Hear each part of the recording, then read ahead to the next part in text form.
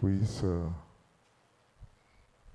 comprendre le fond de chaque chant que nous interprétons ici. Amen. Nous allons lire, nous sommes dans Galates, chapitre 2, 11 à 16. Nous continuons avec l'étude aux Galates que nous avons commencé quelques mercredis. Galates 2, 11 à 16.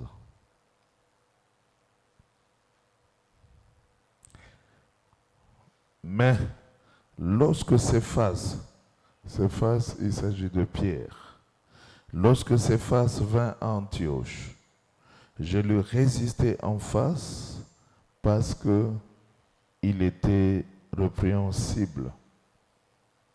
En effet, avant l'arrivée de quelques personnes envoyées par Jacques, il mangeait avec les païens. Et quand il fut venu, il mangeait avec les païens. Et quand elles furent venues, il s'esquiva et se tint à l'écart par crainte des circoncis. Avec lui, les autres Juifs usèrent aussi des dissimulations, en sorte que Barnabas même fut entraîné par leur hypocrisie. Voyant qu'il ne marche pas droit selon la vérité de l'Évangile, j'ai dit à Céphas en présence de tous, si toi qui es juif, tu vis à la manière de païens et non à la manière des juifs, pourquoi forces-tu les païens à judaïser?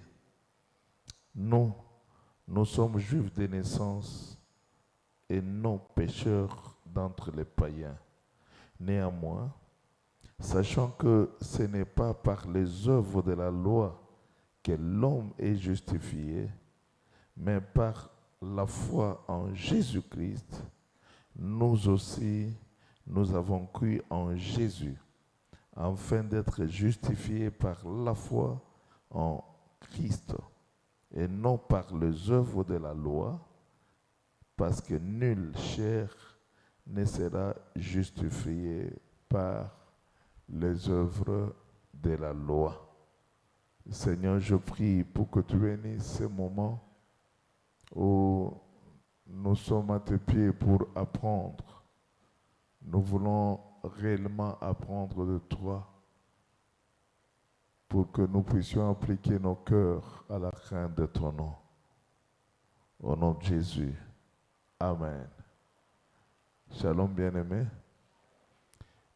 On parlait sur l'évangile de Paul. La fois passée, lorsqu'on pouvait parler, ou s'il y a une petite révision que nous pouvons faire, nous avions terminé en parlant sur l'évangile de Paul, du verset 6 au verset 9 du même chapitre, le chapitre 2. Et vous allez remarquer que dans l'entretien privé de l'apôtre Paul avec d'autres apôtres, le verset 9 du même chapitre le cite clairement. Dans leur conversation, l'apôtre Paul a cité certains apôtres.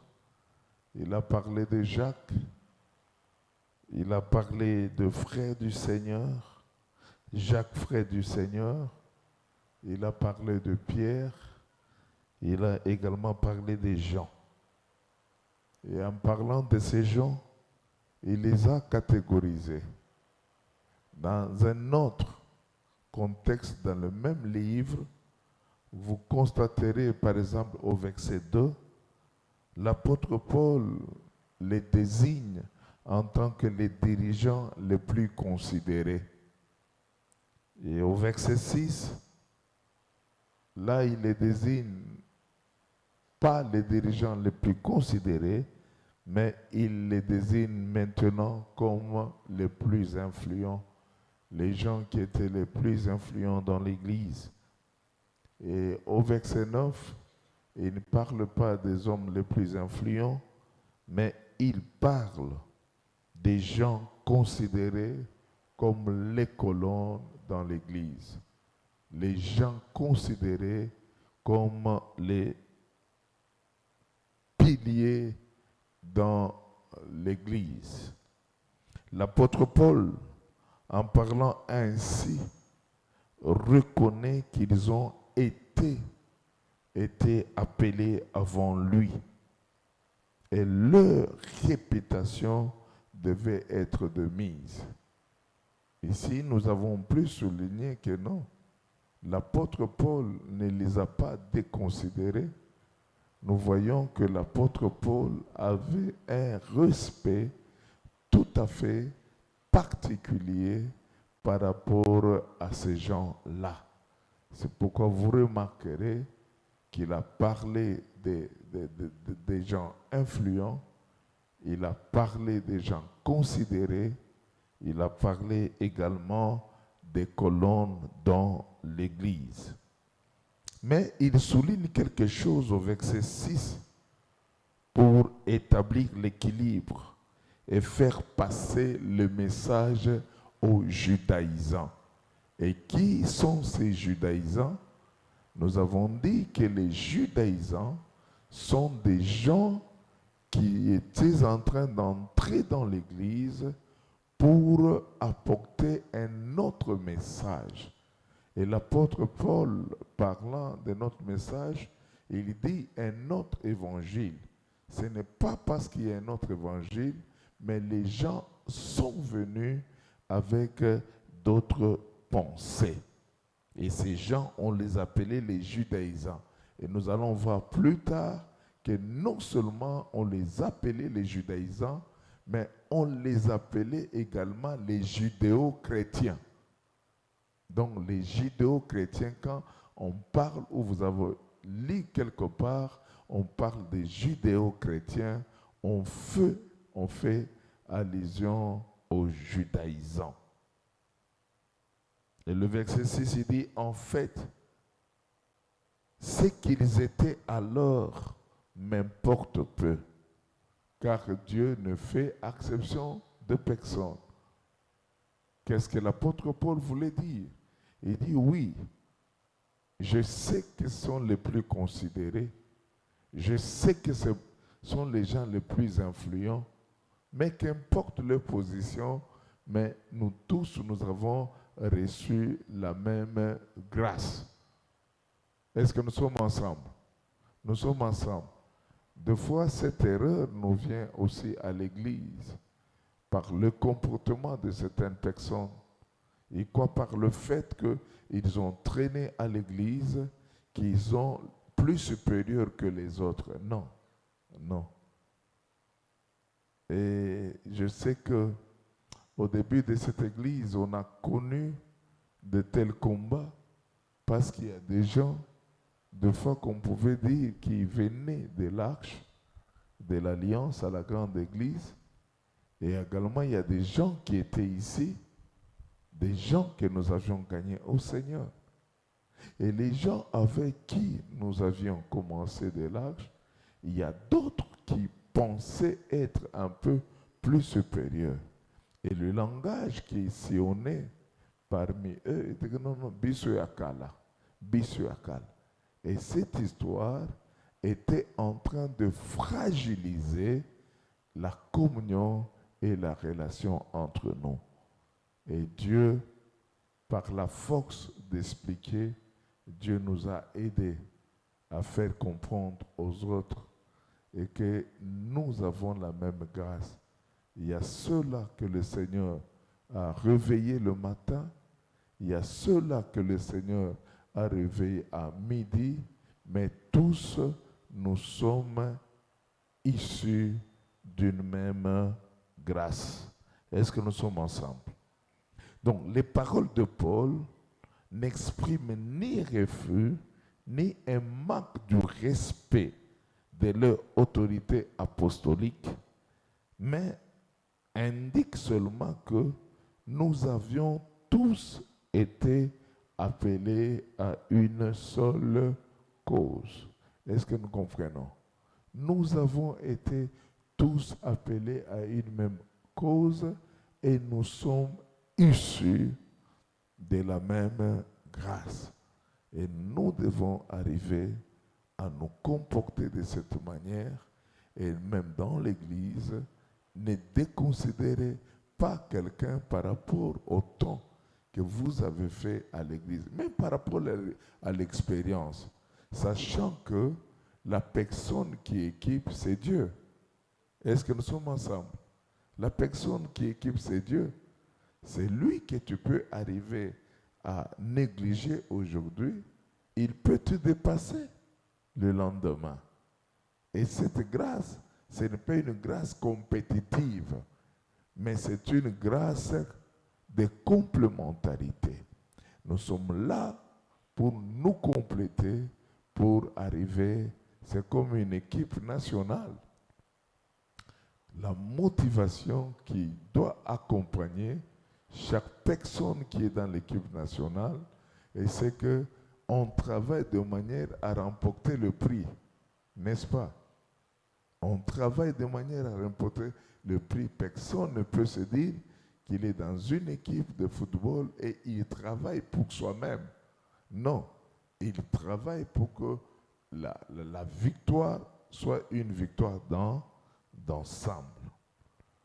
Aujourd'hui, nous voulons parler, toujours dans l'épître aux Galates, nous voulons parler du conflit de l'apôtre Paul et de l'apôtre Pierre à Antioche. Quelle a été la cause de ces conflits? Quelle a été la source de ces conflits? Et comment ces conflits a pu être réparé? Le texte déjà, quand nous avons lu le texte, quelqu'un qui est plus avisé doit comprendre et où il a compris réellement de ce qu'il s'agissait. Ce passage nous démontre comment deux éminents apôtres sont entrés en opposition ouverte l'un à l'autre. Ils sont entrés en opposition parce qu'il y avait un point qui ne les a pas mis d'accord. Ça arrive dans l'Église du Seigneur. Ça arrive qu'on ne puisse pas se mettre d'accord sur un fait. Mais le plus grand problème, lorsqu'il y a une situation dans l'Église, entre deux personnes ou entre deux groupes, faites attention, bien-aimés. La plus grosse erreur quand on cherche à traiter les problèmes, c'est que ne cherchez pas à traiter un problème par rapport aux sentiments. Cherchez à traiter le problème par rapport à la parole de Dieu. Et ce qui a fait la force de l'apôtre Paul, c'était que l'apôtre Paul était en train de défendre la doctrine. Il ne défendait pas premièrement son apostolat. Il était en train de défendre une vérité évangélique. Il était en train de défendre.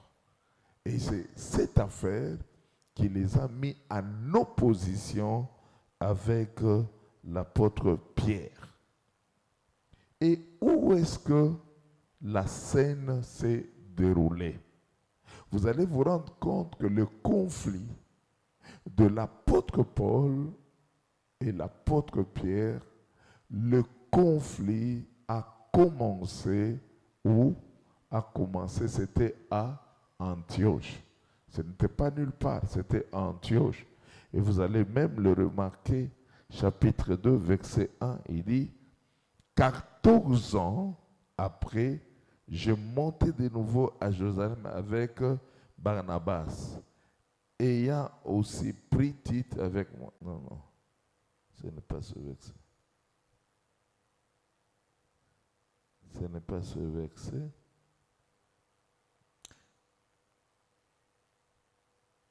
Non, non, au verset 2. Et ce fut d'après une révélation que j'y montais. Je leur ai exposé l'évangile que je prêche parmi les païens. Je l'exposais en particulier à ceux qui sont le plus considérés, afin de ne pas courir ou avoir couru en vain. Non, je veux me retrouver dans ce verset qui dit la chose s'était passée à Antioche. Non, non. Actes chapitre 15, verset 1. Actes chapitre 15, verset 1. Pour démontrer que c'était à Antioche. On dit, quelques hommes venus de Juda enseignaient le frère en disant, si vous n'êtes circoncis selon le rite de Moïse, vous ne pouvez être sauvés. Paul et Barnabas eurent avec eux un débat et une vive discussion. Et le frère décidèrent que Paul et Barnabas et quelques-uns de leurs montèrent à Jérusalem. Donc, il y a eu la discussion à partir d'Antioche. Et lorsque le problème s'est passé à Antioche, maintenant l'apôtre Paul et Barnabas vont se décider de pouvoir monter maintenant à Jérusalem. Donc, comprenez bien aimés, c'est que l'Antioche est la ville principale de la Syrie et même de l'Asie. L'Antioche n'est pas la moindre ville. L'Antioche est une ville la plus principale de la Syrie, également de l'Asie. L'Antioche également est la première mission des non-juifs que Paul a commencé. Dans le travail d'évangélisation des non-juifs a commencé à Antioche. Donc l'Antioche était la base aussi en laquelle l'apôtre Paul avait commencé sa mission. L'Antioche également, c'était là où la première fois que les disciples de Christ ont été appelés les chrétiens. Les chrétiens veut dire qu'en son temps qu'on pouvait appeler quelqu'un chrétien, c'était d'une manière dérisoire, c'était d'une manière vulgaire, c'était de manière à humilier les autres. Talaba chrétien wana. C'est comme aujourd'hui, nous pouvons écouter des fois un autre langage, des fois qui nous décourage. Tala bateau bokota binzambi zambi. Vous comprenez? Et quand on pouvait dire les chrétiens, donc ce sont les gens qui se ressemblaient en Christ. Et ce mot a été utilisé pour la première fois, c'était à Antioche. Est-ce que nous sommes ensemble? Est-ce que nous sommes ensemble? Et si on nous posait la question, qu'est-ce que savez-vous d'Antioche? Vous allez dire quoi? Qui peut me répondre? Que savez-vous d'Antioche? Primo, tu diras quoi?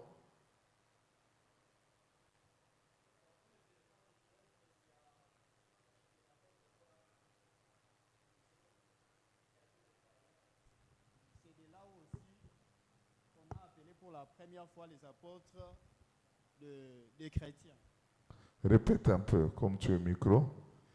J'étais en train de dire que de l'Antioche, je comprends que c'est de là où on a appelé pour la première fois des chrétiens, des apôtres des chrétiens. Et c'est là où aussi que l'apôtre Paul a commencé. Non, on n'a pas appelé les apôtres les chrétiens. On a appelé les disciples. Ceux-là qui acceptaient Christ, C'est la première fois à cet endroit qu'on les a appelés les chrétiens. Tu peux continuer? Et c'est là aussi où l'apôtre Paul a commencé sa mission, donc de prêcher le païen. Les non-juifs. Oui. C'est aussi la plus grande, c'est parmi les plus grandes villes d'Asie. C'est fini, qui peut ajouter? Je viens de le dire. C'est à l'endroit où il y a eu une forte discussion sur la manière d'être sauvé.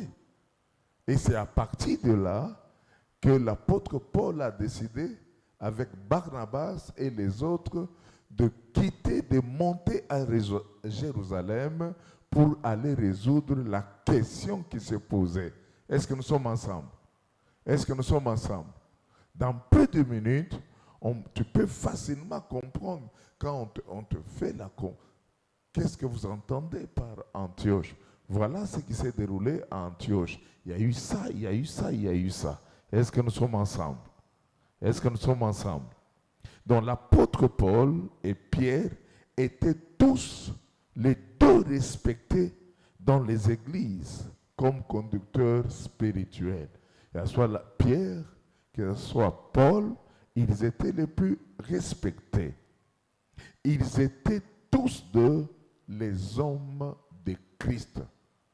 Vous devez savoir que ce soit malgré la faiblesse de Pierre, lui avec l'apôtre Paul, ils étaient les hommes de Christ. Et tous deux, c'étaient des hommes qui étaient puissamment utilisés par le Saint-Esprit. Et vous allez remarquer, quand vous prenez le livre des Actes des Apôtres, le livre des Actes des Apôtres est scindé en deux. Vous constaterez que la première partie, on est en train plus de manifester les œuvres que Pierre a accomplies avec d'autres disciples. C'est la première partie où vous allez voir Pierre est en train de donner des discours forts. C'est la première partie où vous allez constater, je crois, dans Actes déjà, chapitre 3, verset 7, vous verrez, c'est de là où il est en train de dire, l'apôtre Paul et l'apôtre Pierre, j'allais dire, est en train de dire, nous n'avons ni argent ni or, mais au nom de Jésus, fais quoi? Lève-toi. Hein? C'est dans cette partie que vous vous rendrez compte aussi qu'il y a eu quand même plusieurs choses.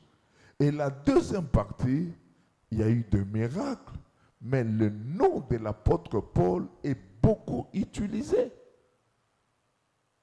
Hein? C'est dans cette deuxième partie, vous allez voir que l'apôtre Paul et Silas étaient en train de faire quoi? Hein? Étaient en train de faire quoi? Ils louaient. Et par la force de louange, alors qu'ils étaient placés en prison, par la force de la louange, qu'est-ce qui s'est passé? Les chaînes étaient brisées. C'est dans cette deuxième partie que vous allez voir l'apôtre Paul, alors qu'il enseignait toute la nuit, c'était à Tyrannus où quelqu'un est tombé, il est mort, et l'apôtre Paul a prié pour la personne a repris la vie. Et Tychus, hein? Il y a eu encore quoi? C'est dans la deuxième partie que vous allez voir que l'apôtre Paul a fait une prière sévère pour des gens qui résistaient contre l'évangile, où il a prononcé devant, je crois, Bar-Jésus, ou je ne sais pas, Simon, je ne sais pas qui, il dit, à dater d'aujourd'hui, tu ne verras plus le soleil. Hein? C'est dans la deuxième partie, dans les Actes des Apôtres, que vous allez voir le serpent, le python, un serpent venimeux qui s'est collé à la main de l'apôtre Paul dans Acte 28. Mais la Bible dit qu'il secoua la main et le serpent est tombé dans le feu. C'est dans cette deuxième partie que vous allez voir l'apôtre Paul. L'apôtre Paul se trouvant sur un bateau, un navire, alors qu'il y avait une forte tempête. Et il a déclaré que personne ne puisse avoir peur. Le Dieu que je sers m'est apparu et il a dit qu'aucun de nous ne périra. Est-ce que nous sommes ensemble? Hein? Mais qui peut, dans les Actes des Apôtres, qui peut m'expliquer l'endroit où l'apôtre Paul est en train de témoigner de sa conversion? C'est dans quel chapitre? C'est quel chapitre? C'est chapitre 9. Il faut apprendre à lire la Bible, bien-aimé. Hein? Et qui peut arriver à me dire le chapitre là où l'apôtre Paul a dit à Pierre a dit à ce mandant, nous n'avons ni or ni argent, mais au nom de Jésus, lève-toi. C'est quel chapitre? C'est quel chapitre? Chapitre 3. Hein? Qui peut me l'expliquer? Le chapitre là où il y avait la conférence de Jérusalem, c'est quel chapitre? Hein? Chapitre 15. Qui peut arriver à me dire le chapitre où l'apôtre Paul a récupéré Timothée pour le voyage missionnaire? Chapitre 16. Amen.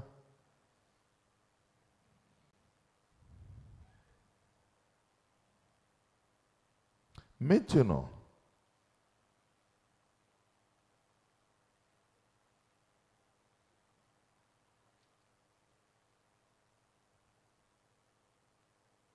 nous étions en train de dire, ils étaient tous deux les hommes de Christ. Tous deux avaient été puissamment utilisés par Dieu. Et les Actes des Apôtres sont presque divisés en deux. Et première partie, nous voyons beaucoup Pierre en action.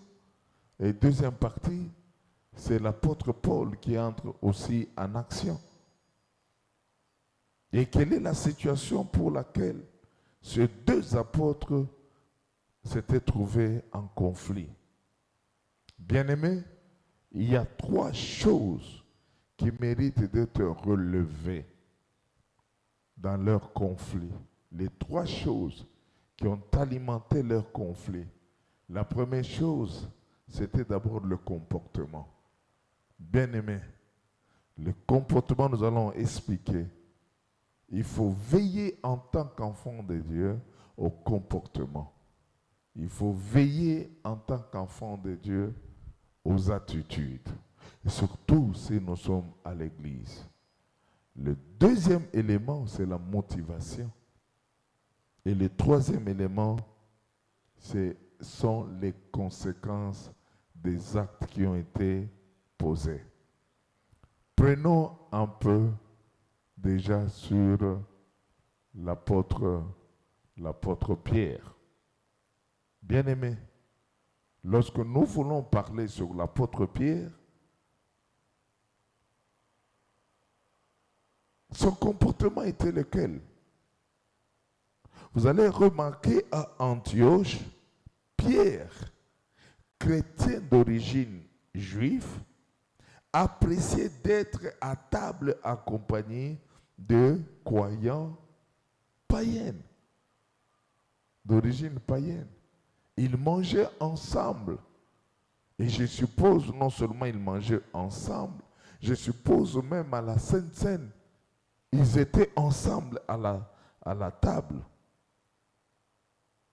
Mais la situation avait changé lorsque à Antioche, on a reçu une délégation de chrétiens juifs de Jérusalem. C'est de là où a commencé le problème. La vie de Pierre était normale. Ils étaient avec les chrétiens non juifs. Ils mangeaient, ils faisaient tout ensemble. Ils lisaient la parole de Dieu ensemble. Ils chantaient ensemble. Tout c'était ensemble. C'est de là où, en réfléchissant, je me dis que non, il y avait eu déjà des problèmes dans l'église de Jérusalem. C'est comme si l'église de Jérusalem était déjà, vraiment, il y avait déjà des enseignements qui n'étaient pas bons.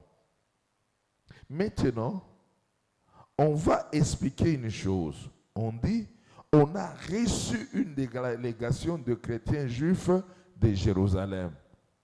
Mais qui représentait cette délégation? Donc, ces gens-là étaient, la Bible souligne qu'ils étaient de l'entourage de Jacques. Et qui était Jacques? Qui peut me répondre? Qui était Jacques? Hein? Jacques était qui? Hein? Jacques était l'apôtre, non? Était un des apôtres. Jacques était le frère de Jésus. Et Jacques était également le responsable de l'église de Jérusalem. Amen. Et la délégation qu'on a envoyée n'était pas la moindre. C'est comme aujourd'hui l'église de Mpass, bien tel que nous sommes, on nous envoie une délégation de l'Arche Massina ici à l'Arche Mpass pour travailler avec nous. Mais maintenant, quand ces gens viennent, ces délégations viennent avec une autre philosophie. Donc, il dit qu'ils étaient de l'entourage de Jacques, le conducteur spirituel de l'église de Jérusalem. Jacques était le responsable de l'église de Jérusalem. Galates 2, verset 12, partie B dit, en effet, avant l'arrivée de quelques personnes envoyées par Jacques. Donc, en fait, par rapport à la version Louis II, c'était une délégation qui a été envoyée par Jacques. Mais j'ai lu la version Taube. Taube est en train de dire, avant que soient venus aussi des gens envoyés par Jacques. Parole de vie dit, en effet, avant l'arrivée de certaines personnes proches de Jacques. Alfred Cohen, lui, ne parle pas des proches de Jacques, mais il parle de l'entourage de Jacques. Donc cela veut dire que ces gens-là n'étaient pas les moindres. Ces gens-là étaient des personnes de confiance. Ces gens-là étaient des personnes de confiance. C'est de là où j'étais dans ma habitation personnelle. Je me disais, quelle a été la santé spirituelle de cette église de Jérusalem? Est-ce que ces gens-là, leur philosophie était basée sur le salut par la grâce, ou bien ils sont allés au-delà? Qu'est-ce qu'ils prêchaient à leur arrivée dans l'église d'Antioche? Vous allez remarquer, la réponse se trouve dans Actes des Apôtres que nous venons de lire, chapitre 15, verset 1er. Il dit, quelques hommes venus de la Judée enseignaient le frère en disant, si vous n'êtes pas circoncis, selon le rite de Moïse, vous ne pouvez pas être sauvés. Vous voyez, le plus grand problème.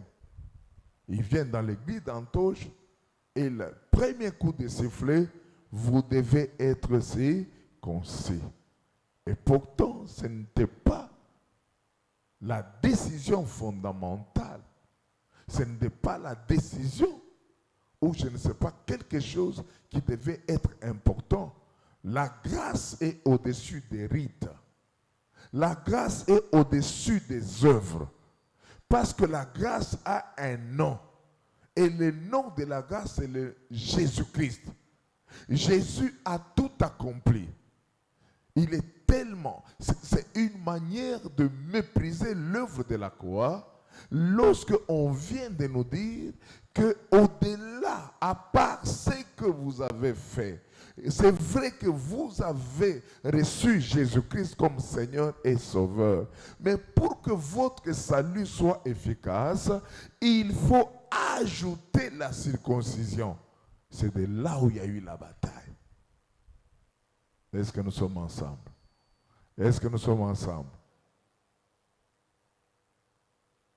Il dit, quelques hommes venus de la Judée enseignaient les frères en disant, si vous n'êtes pas circoncis selon le rite de Moïse, vous ne pouvez être sauvés. Voilà maintenant le verset 2. Il dit, Paul et Barnabas eurent avec eux un débat et une vive discussion. Et les frères décidèrent que Paul et Barnabas et quelques-uns de leurs montèrent à Jérusalem vers les apôtres et les anciens pour faire quoi? Traiter la question. Pourquoi ils devaient aller à Jérusalem? Parce que Jérusalem était comme une forme de représentation, n'est-ce pas? C'est à l'église de Jérusalem où Christ a demandé, où l'église a commencé. C'est à l'église de Jérusalem qu'il y avait l'ensemble, plus des apôtres avant la persécution, qui restaient dans cette église. C'est-à-dire, ce qui a occasionné la conférence à Jérusalem, c'est à cause de ce qui s'est passé avec l'entourage de Jacques à Antioche. Pourquoi la conférence? Parce que le conflit, la situation qui s'est passée à Antioche, l'apôtre Paul a compris que c'était grave. L'apôtre Paul a compris qu'on ne pouvait pas s'en passer de cela. J'ai appris l'histoire de l'Église et quand vous allez remarquer, vous allez estimer que c'est généralement de fois les mêmes choses qui se répètent. Quand vous voyez maintenant, on parle des protestants. D'où viennent les protestants? Hein? D'où viennent les protestants? Les protestants viennent de l'Église catholique. Hein? Avec Martin Luther, qui se rebellait contre les dogmes, contre certaines pratiques, notamment baptiser un bébé qui n'a pas encore manifesté la foi. Hein? La confession devant le prêtre. Il y en avait, je ne sais pas, 88 ou 80 règles que Martin est arrivé à démontrer. Malheureusement, l'Église catholique était forte, était puissante, et il ne pouvait pas. Mais ici, nous voyons l'attitude, ce n'était pas de se séparer. C'était l'attitude de vouloir chercher la solution par rapport à la doctrine du salut. L'apôtre Paul est allé avec d'autres disciples, et parmi ses disciples, il y a Barnabas. Montons à Jérusalem, traitons ces problèmes. Et vous allez voir, à cause de ce que Pierre avait connu, il avait déjà compris. Et dans la conférence de Jérusalem, nous voyons maintenant Pierre qui est modéré. Nous voyons Pierre qui soutient maintenant la pensée de l'apôtre Paul, qui favorise et dit non, la grâce est donnée à tout le monde. La grâce, c'est pour tout le monde. Le salut ne peut jamais être ajouté. On ne peut jamais ajouter au salut les œuvres de la loi. Christ a tout accompli. Bien-aimés, vous voulez être fort dans l'œuvre du Seigneur. Vous voulez être un chrétien stable. Faites attention de mélanger. Faites attention de s'appuyer aux œuvres pour obtenir le salut. L'œuvre a été unique. C'est l'œuvre de Christ à la croix. Et à la croix, il a dit, tout est accompli. Parce que tout est accompli, nous ne pouvons rien ajouter. Est-ce que nous sommes ensemble? Mais maintenant, parlons maintenant de la motivation. C'est que nous sommes toujours dans l'histoire de Pierre. C'est que, qu'est-ce qui a motivé l'apôtre Pierre de se retirer des non-juifs à Antioche? La réponse est claire. C'est que la cause immédiate était d'abord l'arrivée de quelques personnes de l'entourage de Jacques. Le verset 12 de Galates. Lorsque Pierre a vu ce frère, lorsque Pierre a vu les gens, voilà ce qu'il fait.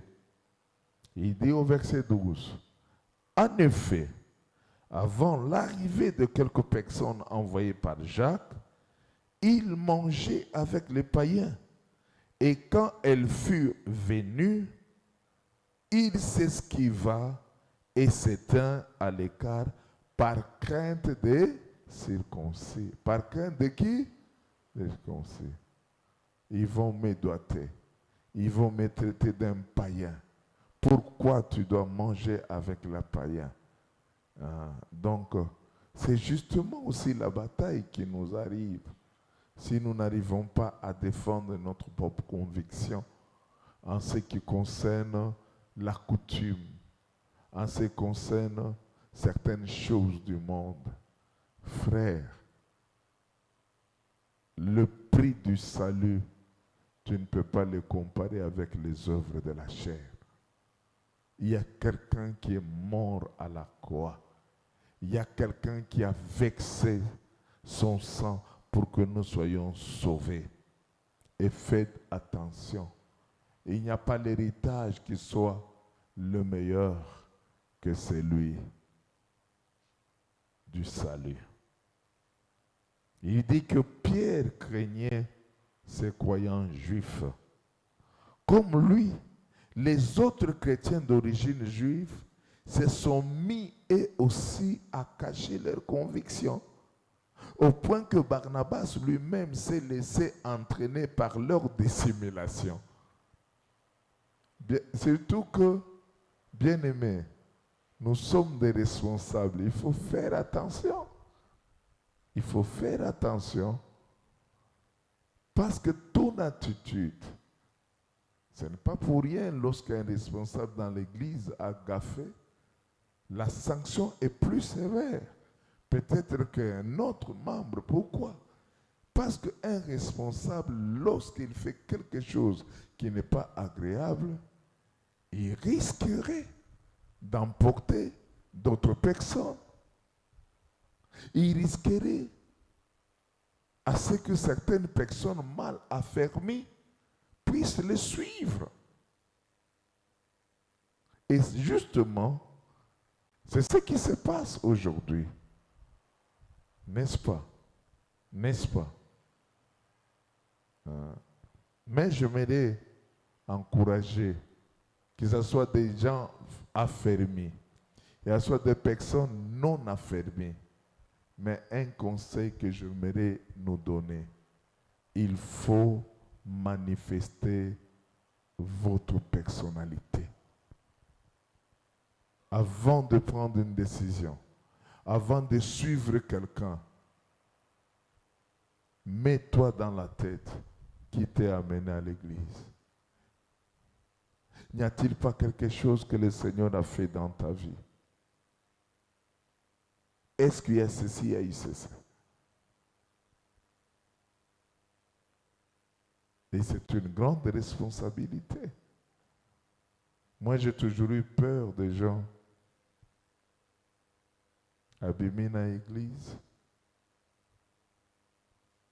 Ils commencent à lancer des paroles. Il y a d'autres mal en positionnement, qui se dissémine dans le secret qui vient. Ok, na église de la Kabongo. Oh, bon, faites attention, frère. Ne joue pas avec le feu. Vous savez, Dieu punit plus même les suiveurs que le meneur lui-même.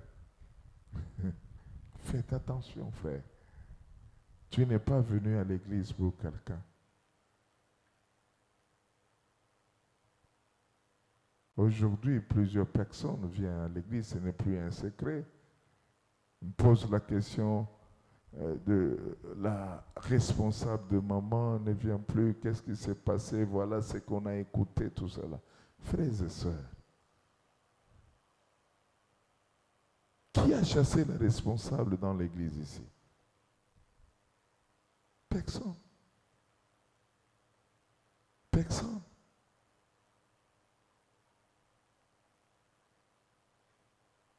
Mais le plus grand problème, c'est la motivation dans les cœurs. Le plus grand problème, ce n'est pas comprendre le sens réel de servir. Le plus grand problème, ce n'est pas comprendre que le problème, ce n'est pas le positionnement. Le problème, c'est être dans une... comprendre que nous sommes là pour servir le Seigneur. Qu'on soit responsable, qu'on ne puisse pas être responsable. Mais maintenant, ce sont des choses qui sont... Les courageux viennent au bureau, les courageux, d'autres parlent. Bien que j'avais appelé la réunion de tous les ouvriers ici, je parlais clairement. Mais il y a quand même des gens dans des positionnements mauvais là. Voilà l'église, voilà, bazo combattre. Frère, dans l'église, va combattre yo. Pour que tu hérites le royaume des cieux ou comment? Non. Dans le combat, charnel d'ailleurs, t'empêchera de ne pas hériter le royaume. Nous sommes tous serviteurs de Dieu. Est-ce que nous sommes ensemble? Nous sommes ensemble. L'église, on y entre par vocation. Lorsque quelqu'un décide de quitter, qui peut l'arrêter? Non, vous quittez librement. Mais tu ne dois pas suivre quelqu'un par motivation. Non, non. Il y a la personnalité, frère. Il y a la personnalité. Et c'est ici l'occasion de dire même aux responsables, il ne faut jamais te réjouir. Tu quittes l'église dans une mauvaise manière et te réjouir que quelqu'un est derrière toi parce que tu as quitté. Il y a des gens qui sont venus à genoux. Par le fait que tu es parti, tout est bloqué dans ta vie. On ne se moque pas de Dieu. On ne se moque pas de Dieu. On ne se moque pas de Dieu. Je me disais, ou je me dis avec tout ce qui se passe, si je pouvais dire que non, maintenant, c'est mon épouse maintenant qui va gérer les mamans, je ne sais pas ce qui pouvait passer, ou trouver une femme peut-être de même origine que moi, ou même tribu que moi, vous soyez là, je ne sais pas ce qui pouvait se passer. Le cœur de l'homme est mauvais. On oublie le bienfait. On oublie les prières qu'on a consacrées. On oublie tout cela. Mais on préfère se lever, même devant ton berger, dire que ce que bolongo lengai na aucune église mususu na koservi. Personne ne t'arrête. Si c'est cette motivation-là, on est le plus malheureux de tous les malheureux. Est-ce que nous sommes ensemble? Est-ce que nous sommes ensemble?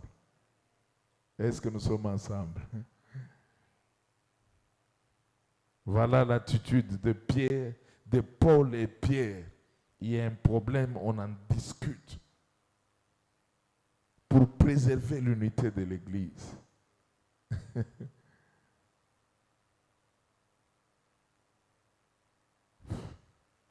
On a beaucoup de témoignages, mais C'est vraiment très compliqué.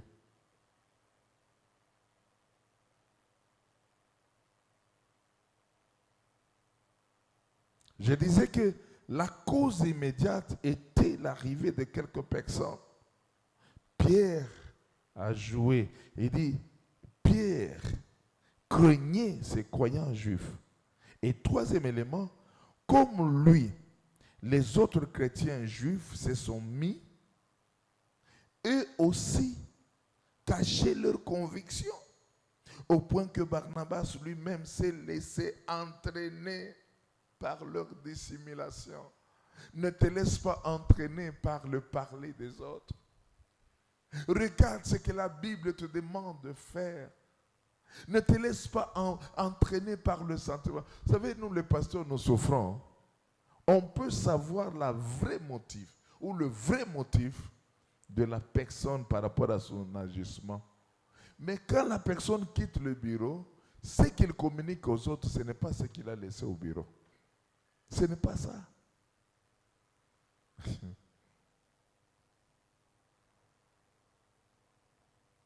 Vous savez, quand vous prenez le mot dissimulation, ça vient aussi du mot grec. Et la signification de ce mot grec veut dire aussi hypocrisie. L'hypocrisie nous suit partout. Il y a le mot hypocrisie. Et la même racine d'hypocrisie veut dire la comédie. Donc Pierre a fait la comédie. Pierre a présenté une attitude nuisible qui pouvait empêcher la croissance spirituelle des autres. Pierre et les autres agissaient d'une manière hypocrite et non pas par conviction personnelle. Non pas par conviction personnelle. Bien-aimés, faites quelque chose par conviction personnelle. Ne faites pas quelque chose parce que les autres l'ont fait. Non. Ne faites pas quelque chose parce qu'on a la possibilité. Vous savez que des fois quand moi je voyage, la grâce que le Seigneur, la plupart des visas, c'est toujours dans les années et les années. Quelles des propositions que j'ai. Des églises abandonnées où il n'y a pas le pasteur. Où je peux décider de rester. Mais la conviction n'y est pas. On est mieux là où le Seigneur te veut. Dans ta vie, ne fais pas quelque chose parce que tu as vu les autres, parce qu'on t'a entraîné. Non. Ne sois pas chrétien mouton. Sois chrétien brebis, parce que tu te laisseras conduire par le berger.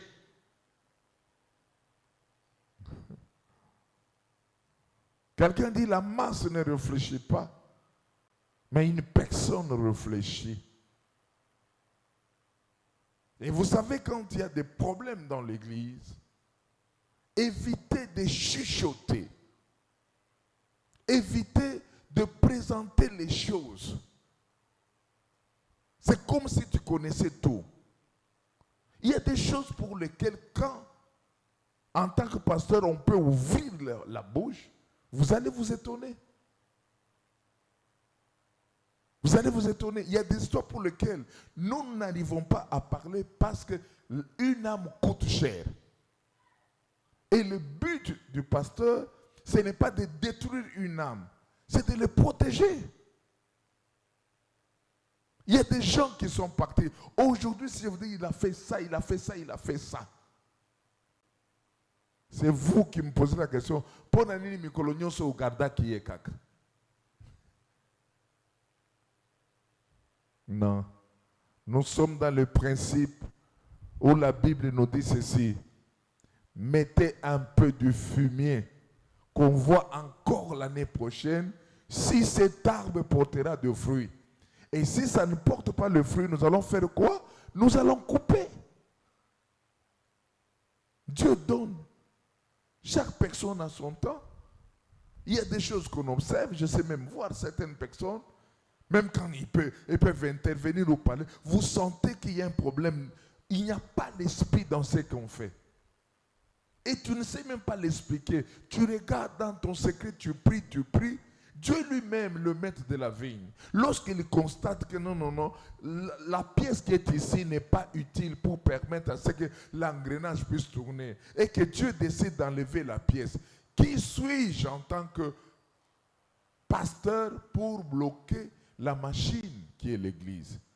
Et pourtant, le chef de l'Église, c'est Jésus lui-même. Ce n'est pas moi. C'est l'Église lui-même. C'est le Seigneur lui-même.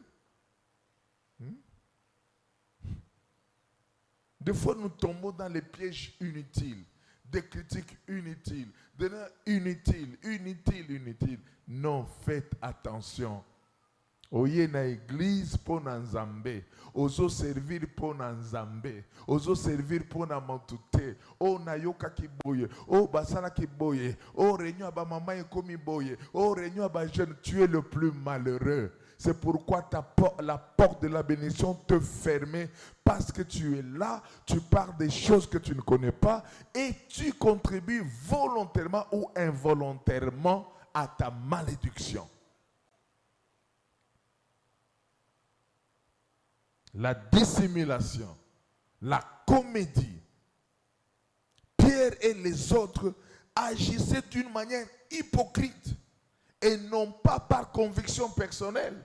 Ils n'avaient pas la conviction. La vie chrétienne, c'est une vie de conviction. Que des gens qui font des groupuscules, soutien à tel dans l'église, soutien à tel serviteur, soutien à tel frère, soutien... Non, de telles choses ne peuvent jamais se passer. Nous sommes là pour que nous puissions être comme des maillots de chaîne, permettre que la machine puisse tourner, encourager ceux-là qui sont faibles, rendre grâce à ceux-là qui sont plus forts et aller de gloire en gloire et de victoire en victoire. Parce que le travail n'est pas pour un homme, le travail c'est pour Dieu. Voilà que Pierre, une colonne, Pierre, un homme influent, le chef de l'église, Pierre avait cédé à la pression de ce petit groupe venu d'Antioche, un petit groupe, un petit groupe, mutualité, mutuelle de ça.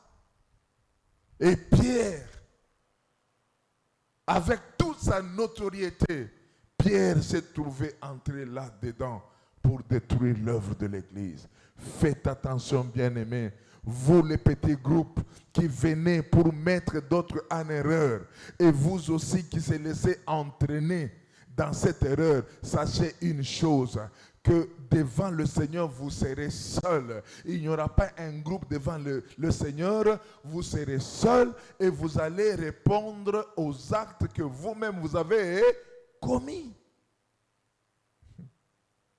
Vous êtes calme, hein? Ça n'a pas commencé aujourd'hui. Ça a commencé longtemps dans l'église, des groupes, associations de Fachi Christ,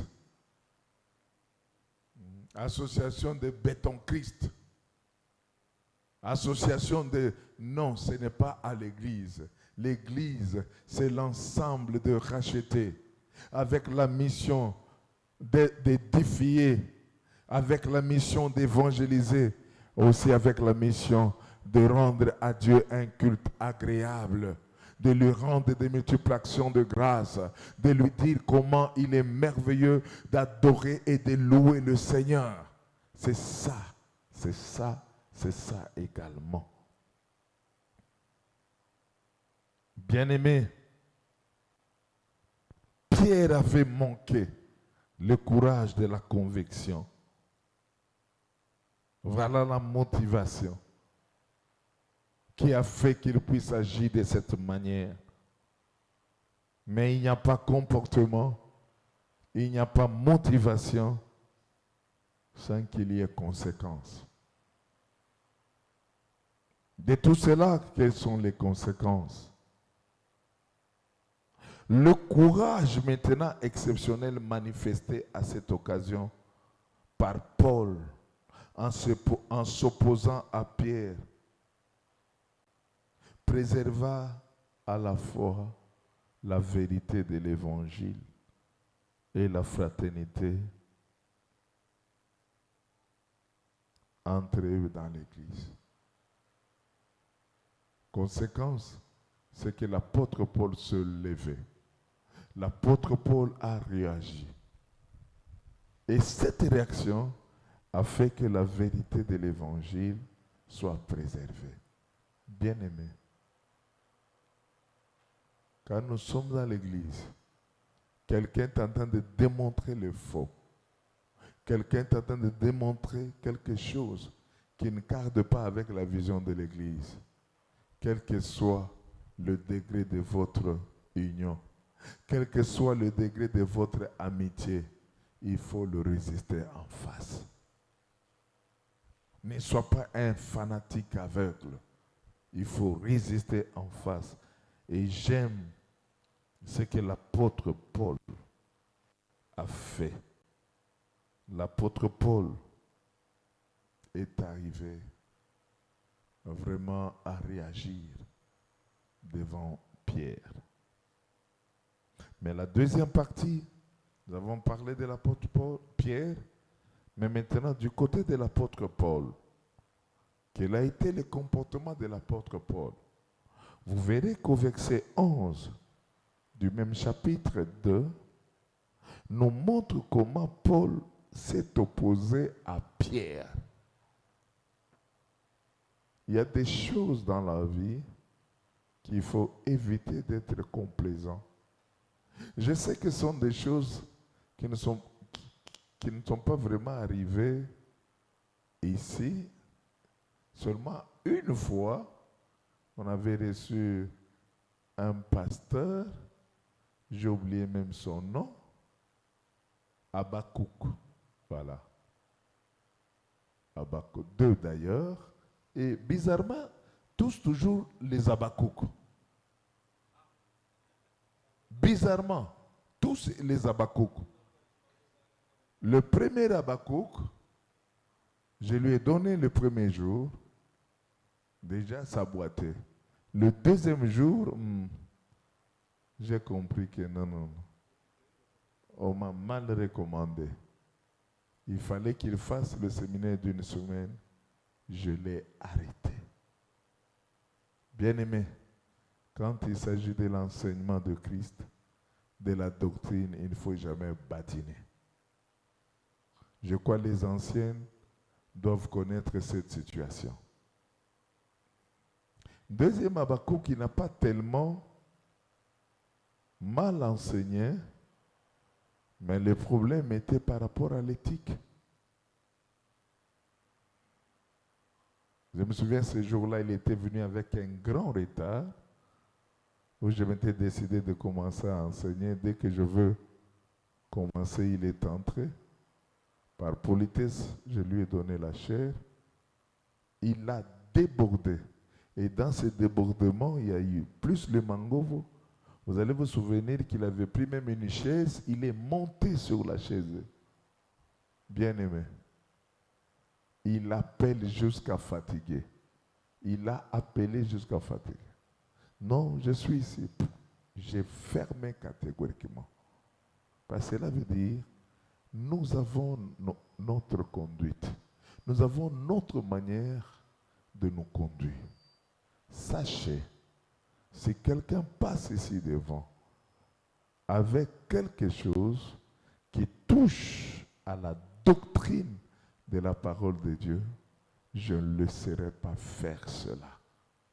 Parce que c'est une sémence qui peut facilement détruire. Le verset 11, je disais, nous montre comment Paul s'est opposé à Pierre. L'apôtre Paul était manifestement et volontairement dans l'erreur. Pas involontaire, mais volontairement, il était dans dans l'erreur. Paul reprit Pierre ouvertement et en public, devant tous les frères, au verset 14. Qu'est-ce que 14 nous dit? Il dit, voyant qu'il ne marche pas droit selon la vérité de l'évangile, je dis à Céphas, qui est Pierre, en présence de tous, si toi qui es juif, tu vis à la manière de païens et non à la manière des juifs, pourquoi forces-tu le païen à judaïser? Et ça, il l'a fait en public. Et je me pose toujours la question, il a fait en public pour l'humilier? Il a fait en public pour le dégrader? Non, je ne pense pas. Parce que la sémence était déjà partie. C'est que s'il pouvait faire en public, en cachette, il y a d'autres qui pouvaient aller appliquer ce qu'ils ont vu. Il fallait que la reproche soit publique pour arrêter l'hémorragie. Bien-aimé, il y a d'autres choses en tant que pasteur que je peux arrêter en public. Il y a d'autres choses que je peux arrêter en aparté. Ça, je vous avertis. Donc l'apôtre Paul, en parlant énergiquement à Pierre, il n'a pas nié ou déconsidéré ou oublié ce que l'apôtre Pierre était. Il savait que Pierre était apôtre qui a été nommé avant lui-même Paul. Donc il y avait la préscience. Pierre était l'une des colonnes de l'évangile, de l'Église, à qui Dieu a confié l'évangile pour les Juifs. Mais tout cela, l'apôtre Paul a mis à côté. Et en mettant à côté, il a voulu rétablir la vérité par rapport à l'évangile. La motivation de l'apôtre Paul, cela veut dire, l'apôtre Paul a compris ceci. Pierre et les autres ne marchaient pas droit selon la vérité de l'évangile. Bien-aimés chrétiens, efforçons-nous de marcher droit selon la vérité de l'évangile. Paul compare la vérité de l'évangile à un chemin droit et étroit. Or, Pierre, au lieu de s'y tenir, mais Pierre était en train de se détourner.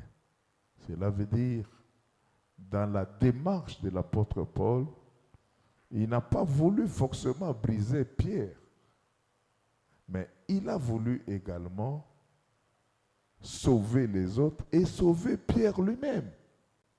C'est là où vous remarquerez que maintenant, à la conférence de Jérusalem, dans Actes des Apôtres, chapitre 15, Pierre a changé le langage. Et s'il n'était pas récupéré, je n'ose pas que Pierre devait changer le langage. Pierre a changé le langage, a soutenu ce que l'apôtre Paul disait. Voilà, il dit,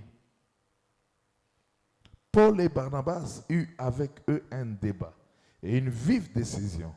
Et les frères décidèrent, une vive discussion. Et les frères décidèrent que Paul et Barnabas et quelques-uns de leurs monteraient à Jérusalem vers les apôtres et les anciens pour traiter cette question.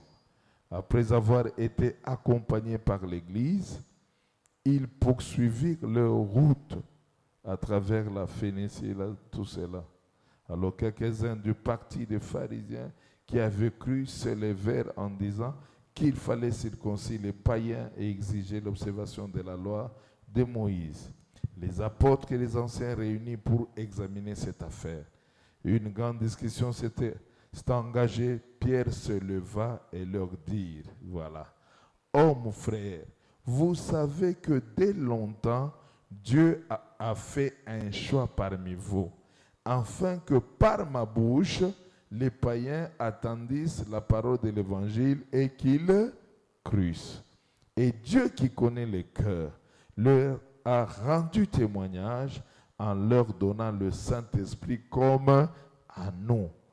Il n'a fait aucune différence entre nous et eux, ayant purifié leur cœur par la foi. Maintenant donc, pourquoi tentez-vous Dieu en mettant sur le cou des disciples un joug que ni nos pères, ni nous n'avons pu porter? Mais c'est par la grâce du Seigneur Jésus que nous croyons être sauvés et la même manière que. Ça c'est qui? C'est Pierre qui le dit. Et vous voyez comment est-ce que le langage a changé. Tout cela grâce à l'intervention de l'apôtre Paul. Que Dieu bénisse sa parole. Nous avons parlé aujourd'hui du conflit de l'apôtre Paul et Pierre. Et aussi, qu'est-ce qui a caractérisé ces conflits. Et nous avons aussi parlé de quelle manière on devait arrêter cette situation. Nous avons expliqué là où le conflit, l'origine du conflit, c'était à Antioche. Et qu'est-ce que nous apprend l'Antioche? L'Antioche, c'est une ville où l'apôtre Paul a commencé la première mission aux non-juifs.